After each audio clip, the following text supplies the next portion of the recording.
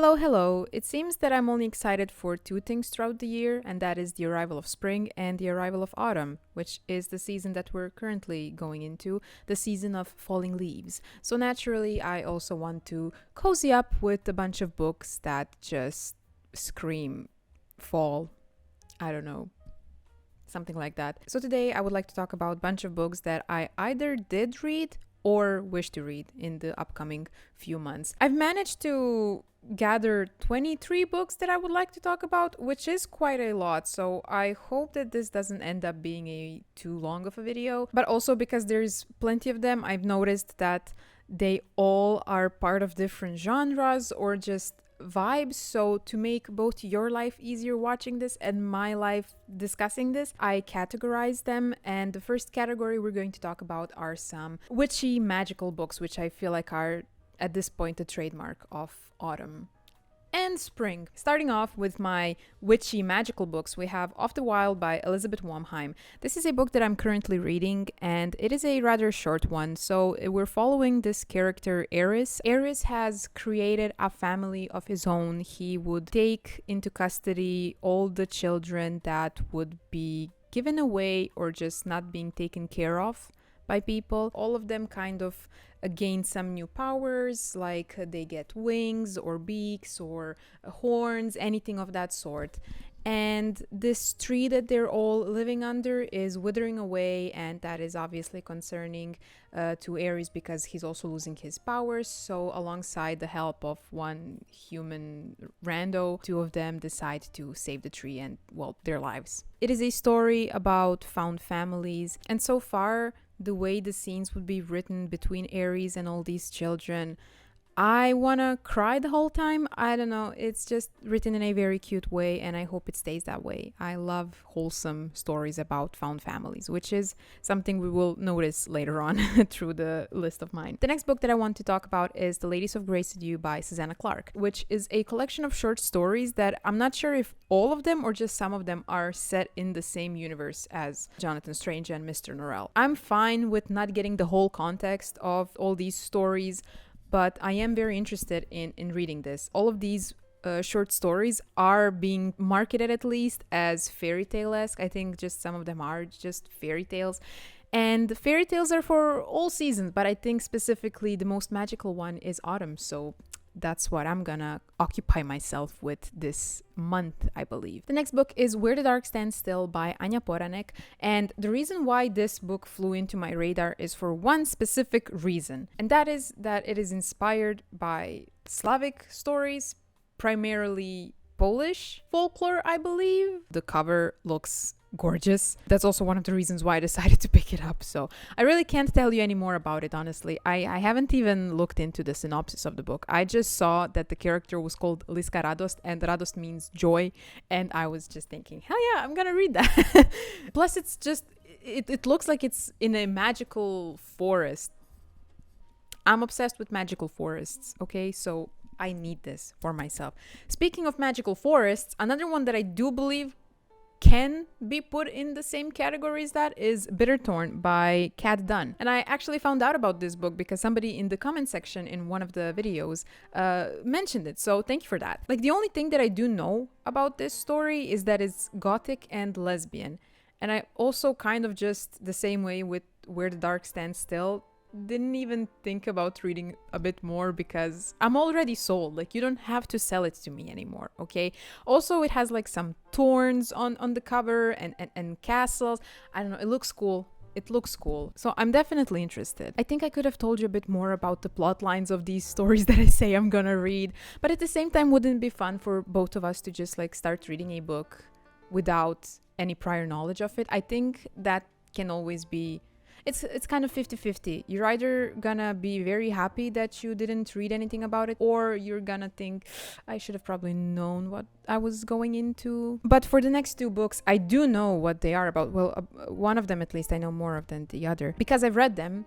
And the first book is An Enchantment of Ravens by Margaret Rogerson. I talked about A Sorcery of Thorns. I also said there how I was a bit confused with how I'm supposed to feel about that story, because although I did like the premise, it did feel like it was dragging on for a very long time. I think the book was unnecessarily long, and that's not what I felt about An Enchantment of Ravens. If there was one book that I would recommend from Margaret Rogerson, it would definitely be this one. If you think about autumn, this is the book that you should think about first, because I think it literally has the autumn court in it. This is a story about one girl who is a painter, and these crafts are very essential to this world because there are also fairies living in here, and the very big distinction between the fae folk and the humans is that the fairies cannot do DIYs. Like, if there was one reason why I would never want to be a fairy, this would be it. Like, they cannot craft.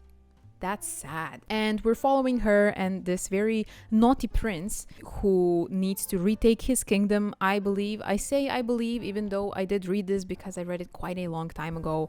But I don't think you even need that much explanation about this book, simply because it is just about the vibes. Like, if you go into that book, it's a rather short one. It's concise, it's straight to the point, it's fluffy and cute. That's what that book is for, not about the plot. So you don't even have to worry about that. And I'm definitely not saying this because I was too lazy to go look into what the synopsis of the story was. But the next and the final book in this witchy magical books category that I'm gonna talk about is definitely one where I do know the plot because it resonated with me so much. And that is The Very Secret Society of Irregular Witches by Sangu Mandana. How dumb I was to think that I would not like this story. No, I didn't think that I wouldn't like it. I thought that I would, but I thought it was gonna be more just a fun, cutesy book to just read in a passing. This is not a book that you read in passing. This is something that just stays with you forever and ever and ever. This is a story essentially about found family, about loving each other, over getting over your fears of feeling inadequate, not enough, and just people finding each other, caring for one another deeply. It's such a beautiful story that I don't know how else to explain it. Again, it's kind of this, even though the plot is important and it's a rather interesting one, where you have this secret society of witches and they kind of keep away from the rest of the world. Nobody should know about them. But then this main character needs to go and teach young witches how to control their powers. And this is all happening in this strange house where a bunch of random people live that are now a family. It's a beautiful story of again, as I said, acceptance, of finding the right people for you, of loving each other in all sorts of ways. The next category that I'm going to briefly go over, because I think I'm already talking way too long just about this one category, is romance / goofy. There are I think 2 books that are not really romance books. It's just why would I make a category just for 2 books? So that's why I decided to group them all in together. First one is My Roommate is a Vampire by Jenna Levine. I'm sorry if I didn't pronounce it right. This book is a well-known book by this point, I think. And again, when it comes to romance stories, do you really need the plot? This is about 2 people living together and one of them is a vampire. I've known about this story also for some time, but I kind of stayed away from reading it because I wanted to savor it. I wanted to keep it for the spooky season, because this book is definitely gonna be spooky. Maybe. Who knows? Again, I know nothing about it. Then the next one is The Pumpkin Spice Cafe by Laurie Gilmore. First of all, Laurie Gilmore, and this book is even marketed as if you like the Gilmore Girls, you should read this.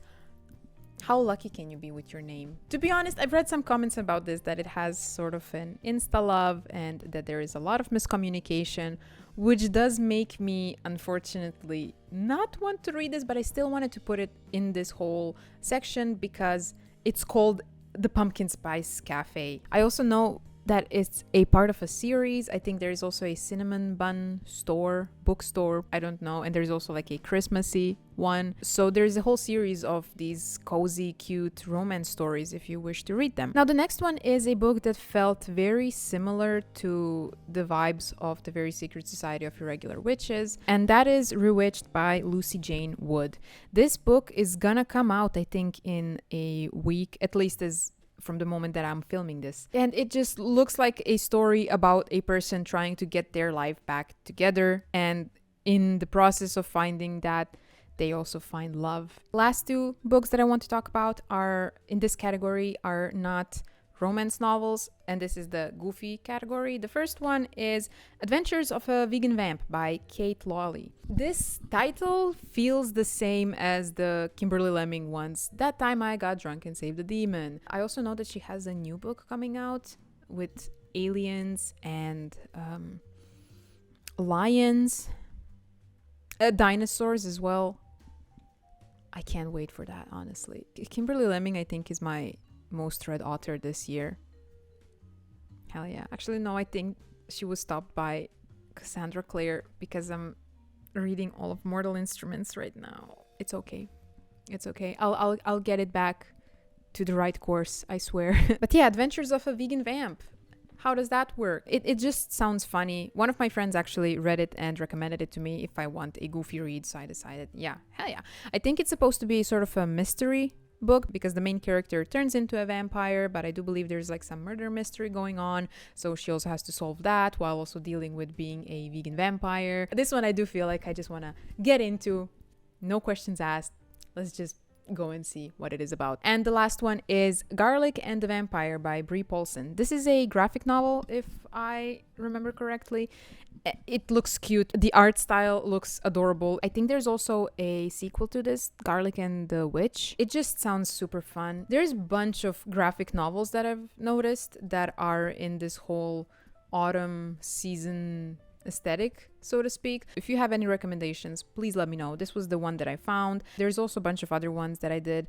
I think I also might put out just a whole list of the books that I will mention in this video alongside some other ones on Goodreads. And I will leave a link for my Goodreads page. So if you want to be friends there, let's be friends. That rounds up the whole romance goofy section, and now we're moving on to the more serious, the classics or dark academia books, because what else is a staple piece for autumn than the classics? The first two books that I'm going to talk about in this category are rather interesting to compare, because I've noticed they not only have similar themes, but they're also in the same genre. They're also classic Gothical stories, and those are The Picture of Dorian Gray and The Strange Case of Dr. Jekyll and Mr. Hyde. So, The Picture of Dorian Gray, right, by Oscar Wilde, everybody knows it. I'm probably sure that a lot of you had to read it for high school. I don't think I had to, per se.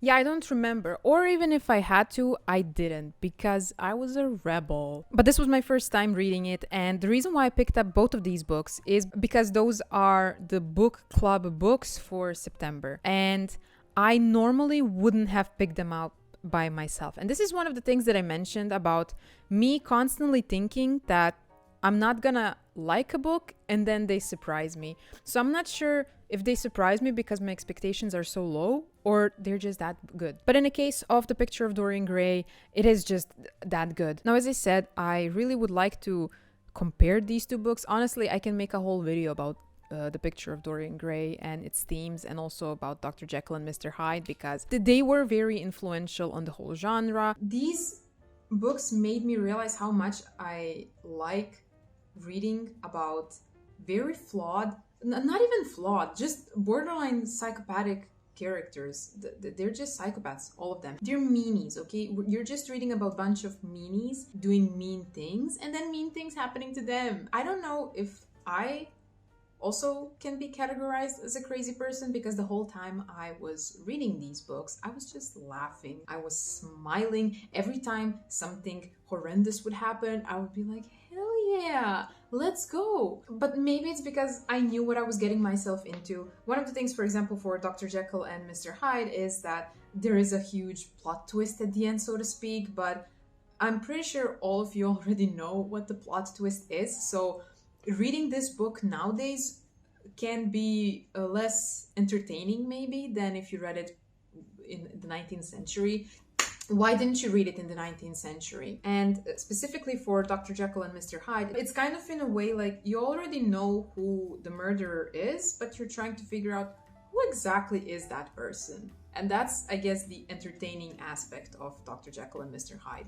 Now, as for The Picture of Dorian Gray, it's just a classic for a very good reason. The whole time as I was listening to the audiobook, I kept thinking about The Secret History, which is another book that I'm going to mention now. I was just thinking the whole time about The Secret History because both of these books have the theme of beauty and what does beauty mean in our world, in our society. It's also just a story about rich, bad people doing bad things, and you're kind of reveling in that because bad things do come to them too.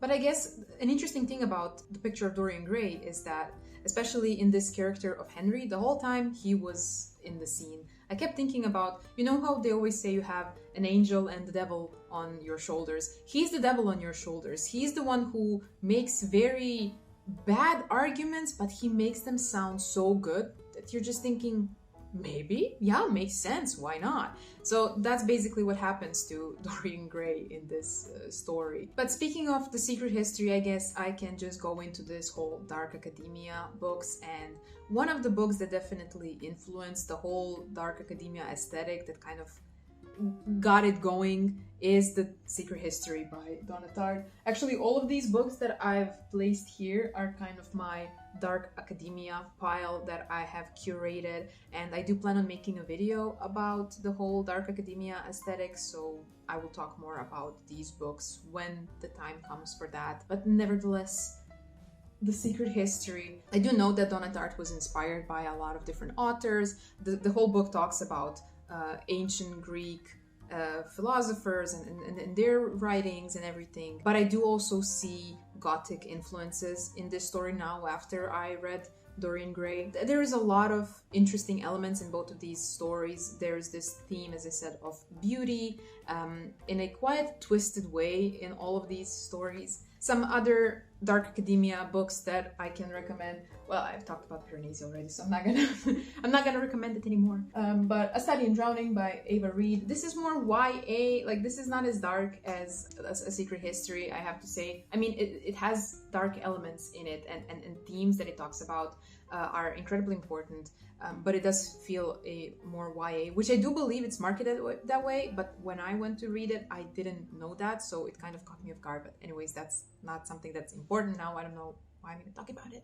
Yes, A Study in Drowning. And lastly, Babel by R.F. Kuang, which I do know that Rebecca Kuang mentioned that this book is supposed to be a tonal response to The Secret History by Donna Tartt, because it deals with similar themes, and it's also kind of, while The Secret History has classical students that are studying classical fields, Babel is following the linguistic students. I started reading this. I started reading this in the winter of 2023, I believe. And then I forgot about it for a year, and then I read another chapter this year, and then I forgot about it. I keep telling myself, oh, I want to wait with it until autumn comes or winter so that I can be in the mood, it can be the vibe, and then I just forget about reading it. But that's all with Dark Academia. Now I'm just gonna go briefly over two other books. One of them I did read, and the other one is something that I wish to read. The first one is Goblin Market by Cristina Rossetti. This is a narrative fable. It's definitely a very religious book, inspired by religion, and if you read any other Cristina Rossetti poems, you will definitely see this, how she's inspired by religion in her poems. Goblin Market is very interesting. First of all, it has the goblins, hell yeah, and it talks about love, knowing what you have, caring what you have for. And the last book is Slewfoot by Brom. I kind of knew about this already, but I didn't want to read it because I get easily spooked.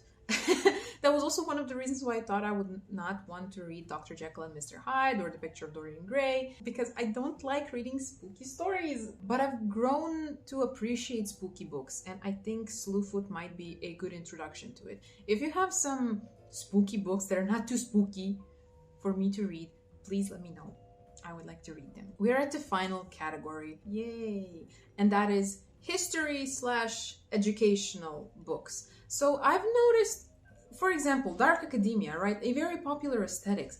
It has the word academia in it. People like to romanticize academic life, even though it's kind of funny how academic life is so aestheticized. Meanwhile, Donna Tartt heavily talked about the problematic side of aestheticizing academia. Kind of ironic, isn't it? But anyways, we're not here to romanticize academia. We're here to be academics by learning about a bunch of stuff, okay? And I'm thinking, like, what better time to go and broaden your horizons, learn a bit more about some random things, gather trivial knowledge than in autumn, when usually the school season starts. And also, you can always pretend to be a scholar. You just put on like some very fancy dark academia, light academia clothes, whichever one you prefer, and go and read. Amazing. So the first book that I want to talk about is a book that delves deeper into some problems about fairy tales, and that is Disfigured on Fairy Tales, Disability and Making Space by Amanda Leduc. This book, as it says in the title, is talking about how disability is viewed in fairy tales, and then essentially because fairy tales were usually used to moralize about something, it also talks about then how the society of that time viewed disabilities. I think it's definitely informative, and I would highly recommend everybody to check it out. The next three books are kind of gonna be of the same theme, and that is the medieval times. I have to be honest, out of all the eras of human civilization, of humanity, whatever, I cared the least about medieval times. And I think it was mainly because every time you think about fantasy, you always think about fantasy inspired by medieval times. Now, I'm just generalizing, but a lot of fantasy, especially the traditional fantasy, is inspired by medieval times. This kind of changed after I read the first book that I'm going to talk about, and that is Ghost Empire by Richard Fiddler. Remember when that thing was very popular, that meme, like, how often do you think about the Roman Empire? I felt so pushed to the side with this because it was always being talked about. How often do boys think about Roman Empire? Why does nobody ask me how often do I think about Roman Empire? Also, can you specify which one, the Western or the Eastern? Because I'm thinking now about the Eastern Roman Empire, which this book is about, specifically Constantinople. I'm crazy. This book is not only educational, but also highly entertaining, okay? And this is definitely not because I'm obsessed with Eastern Roman Empire. No! It's just a fun story. This book, Ghost Empire, as I said, talks about Constantinople from its founding times to its downfall, basically. And it's such a fascinating story of such a big city. At some point, Constantinople was the most populated city on the planet. I don't know, there's just so much history there, and I specifically liked in this book how Richard Fiddler went on a trip with his son, and he was talking about his relationship with his son and kind of bringing all these emotions into what he was talking about in like a historical manner. Really enjoyed how the book was structured, and of course the themes of the book. I think it was done in a very fun way, and you just learn so many random things that after you read this book, for the next few months you're gonna be that annoying friend that will just come to friend gatherings and just be like, did you know? Speaking of did you know and medieval times, the next two books are by the same author, which is Eleanor Janega, and those are The Middle Ages, A Graphic History, and The Once and Future Sex, Going Medieval on Women's Roles in Society. When I was with my friend in a bookstore, I saw The Once and Future Sex in the bookstore, and I thought that, first of all, that cover looks gorgeous, but I didn't take it because I saw I can get the audiobook.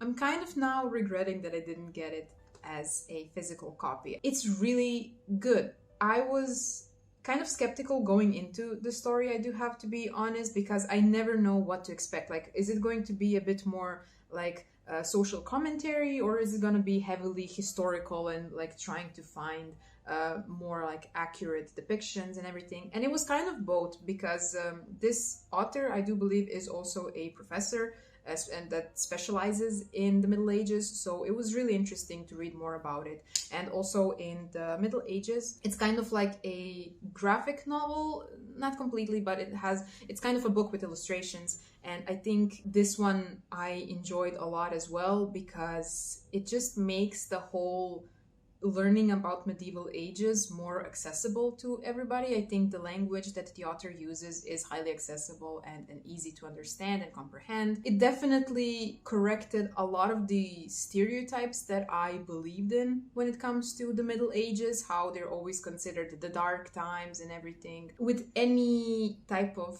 topic like this that like is about history, trying to debunk stuff, of course you need to be wary with where the sources come from, obviously, but I still think it's a very interesting thing to broaden your knowledge, to learn more about these things, especially because when we are studying these things in high schools or primary schools, whatever, most of the times we're not going to be interested in that. We're just learning to get a good grade and be done with it. But like once you grow older, you realize what your passions are and interests, and I think it's just much nicer to learn about these things than when you're forced to. Now, the next two books are more focused on biology. One of them I did read, the other one I didn't, and mainly about plants and like ecosystem in general. So the first one is The Hidden Life of Trees by Petra Wolleben, me trying to do German pronunciation right, and Entangled Life by Merlin Sheldrake.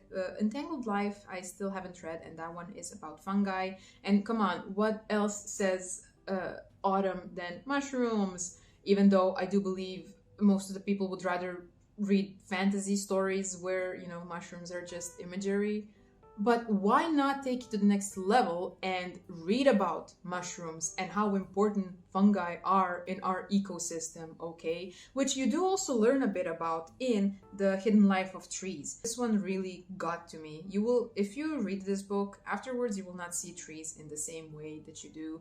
I think it's such an interesting thing to learn more about. Trees are all around us. Trees are the reason we exist, why we live, okay? We need to respect them more. And just learning about them more is so beautiful. And then, like, that's the thing, you do learn more about trees, and then like, how do they know when the leaves should fall? How do they know when the leaves should grow? Do they have a network of all the trees? What happens in forests? Like, how do they grow? How long does it take them to grow? Like, all these things finally answered. If you're a geek, which I think most of us are, you will enjoy this like random trivia knowledge that all of these books that I've just talked about in this last category. But yeah, those are all the books that I wish to talk about. My voice has gone.